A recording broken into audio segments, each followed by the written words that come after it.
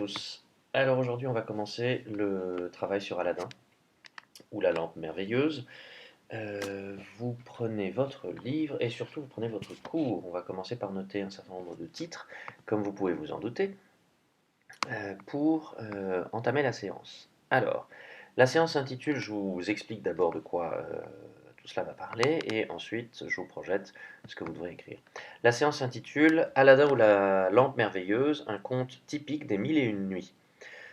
Alors, pourquoi typique? Parce qu'on verra qu'on retrouve, c'est la dernière séance de toute façon, on retrouve l'ensemble des ingrédients, si l'on peut dire, habituels dans ce recueil de contes. Et dans les contes également que vous avez pu lire parallèlement des Mille et une nuits. Alors, il y a quatre grands objectifs. Le premier, caractériser des personnages différents. Donc, on va reprendre des points ici que vous connaissez déjà. Puis, analyser l'évolution d'un personnage en voyant son itinéraire vers l'âge adulte, puisque on va se rendre compte, si vous ne l'avez pas déjà vu, que Aladdin évolue en fait. Il change d'état d'esprit, il change de caractère grâce aux épreuves qu'il traverse, exactement comme vous, au fur et à mesure de la vie, de vos expériences, de vos épreuves, de vos joies, de vos bonheurs, vous vous construisez et vous changez. Vous passez d'enfant à adolescent et d'adolescent à adulte. Troisième point, on verra que c'est un conte moral. Et enfin, pour l'étude de la langue, nous travaillerons sur le subjonctif présent. Voilà. Le corpus, c'est Les Mille et Une Nuits et Aladdin ou la lampe merveilleuse. Je vous projette tout cela.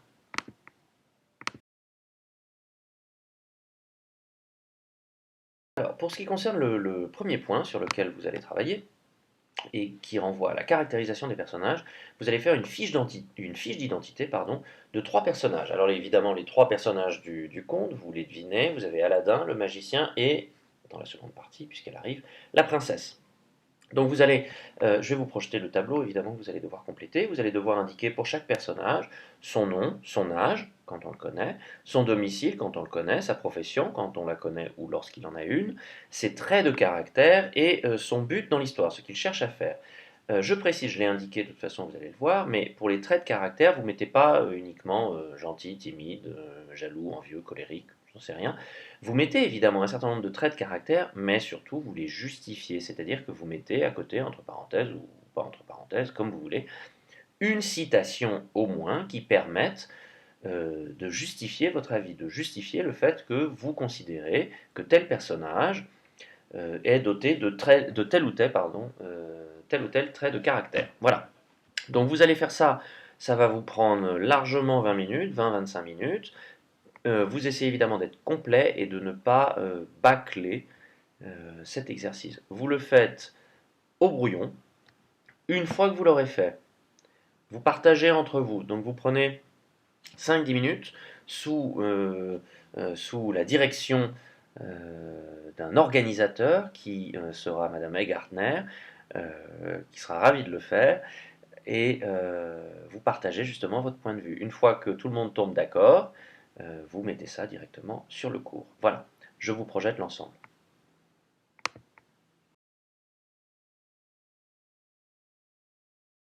Rappelle la manière dont vous procédez. Vous cherchez pendant 15-20 minutes les réponses, vous les faites au brouillon, et ensuite vous mettez en commun. Et pour que ce ne soit pas une espèce de foire d'empoigne, de marché aux bestiaux, où à défaut de débattre et de discuter, vous vous empoignez quasiment en disant non c'est moi qui ai raison, c'est moi qui ai raison, vous essayez d'avoir quelqu'un voilà, qui vous organise, qui distribue la parole entre vous, de sorte que ce ne soit pas toujours le même qui prenne, ou la même qui prenne la parole, et surtout de sorte que chacun euh, puisse prendre la parole et ne s'endorme pas sur sa table, car tu peux te réveiller, évidemment. Mais il n'y a pas que toi, tu t'en doutes. Voilà, donc on passe à la suite juste après. Alors nous allons maintenant, en partie grâce à ce que vous venez de trouver, travailler sur l'évolution du héros à travers les épreuves qu'il traverse. Et nous allons repartir de la caractérisation initiale du personnage à partir d'une question qui est située page 62, donc vous pouvez prendre le livre page 62, question 11. Le jeune garçon était méchant, désobéissant, paresseux. On vous demande ici, pas très compliqué, de relever les adjectifs qualificatifs, donc de relever les adjectifs de la phrase, et surtout, c'est là que ça va devenir plus drôle, d'indiquer leur fonction grammaticale. Alors, pour ce qui concerne la fonction des adjectifs, on a déjà travaillé cela au mois de septembre, et un petit peu l'année dernière, mais on a travaillé cela au mois de septembre. Vous pouvez, si vous êtes totalement coincé et bloqué, vous pouvez évidemment vous aider du manuel ou, peut-être mieux encore, vous aider de quelqu'un de la classe ou certaines personnes de la classe qui se souviennent des fonctions de l'adjectif et qui peuvent expliquer à l'ensemble de la classe les différentes possibilités pour les fonctions de l'adjectif. Je donnerai la réponse dans 5 minutes. Donc vous allez d'abord réfléchir et après je vous rappelle de quoi il est question. Puis vous faites tout cela au brouillon, hein, évidemment. Vous trouvez des éléments qui, dans le texte, justifient ces trois adjectifs. Pourquoi est-il indiqué que, comment s'appelle-t-il, Aladin était méchant, désobéissant et paresseux? Vous cherchez quelques éléments dans le texte. N'hésitez pas à reprendre des points que vous avez déjà trouvés dans votre fiche d'identité que vous pourriez maintenant développer, puisqu'il va falloir les intégrer cette fois à un paragraphe clairement rédigé. Alors, pour la rédaction du paragraphe, vous allez devoir le faire juste après que je vous ai corrigé les fonctions, évidemment, des adjectifs. Je vous projette donc le travail.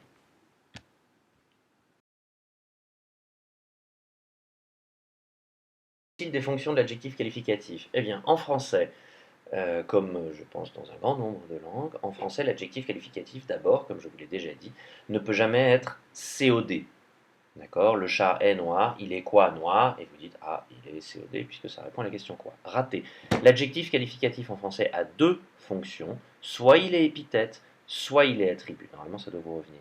S'il est épithète, si ça ne vous est pas déjà revenu justement, s'il est épithète du nom, ça veut dire qu'il est collé au nom, si vous voulez. Le chat noir dort dans le jardin, noir est en quelque sorte collé au nom, ça peut être avant, ça peut être après le nom.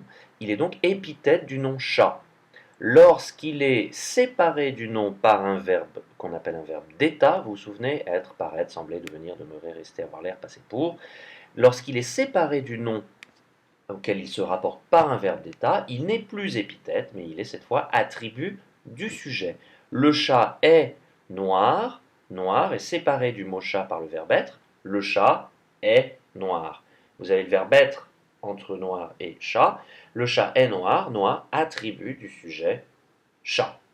Donc ici, pour revenir à nos trois adjectifs, le jeune garçon était méchant, désobéissant, paresseux. Les trois adjectifs ici se rapportent au groupe nominal jeune garçon, et ils sont tous attributs de ce groupe nominal, puisque vous avez le verbe être qui les sépare.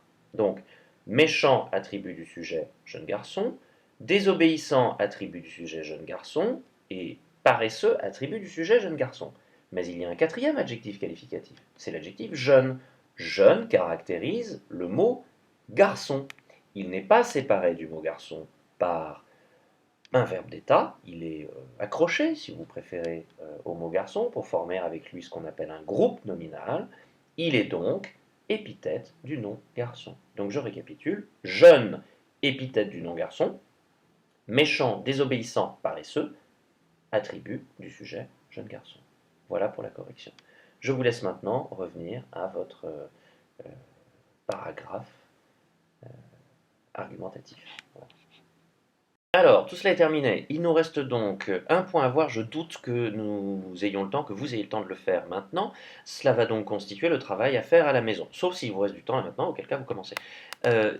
Il va s'agir de démarrer le petit B sur la première épreuve qui est donnée par le magicien.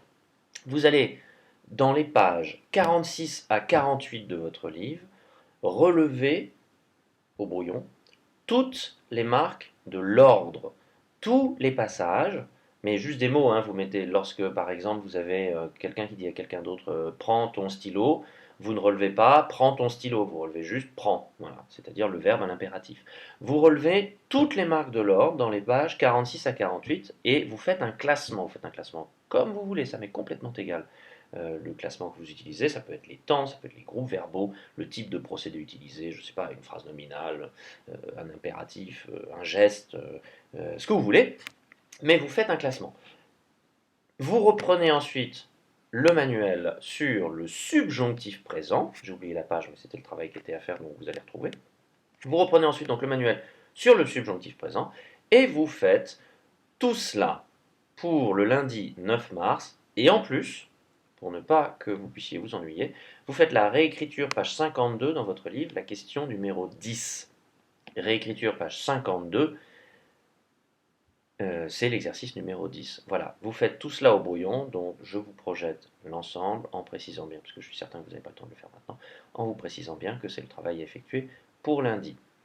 Au passage, je le rajouterai sur Pronote, on ne sait jamais. Voilà, je vous souhaite une très bonne fin de journée, un excellent week-end, et normalement, on se revoit lundi matin. Voilà, donc vous venez évidemment lundi matin avec votre manuel euh, Alibaba, pardon Alibaba, excusez-moi, Aladdin, votre cahier de brouillon, votre cours, votre cerveau, de quoi écrire, et on terminera normalement Alibaba.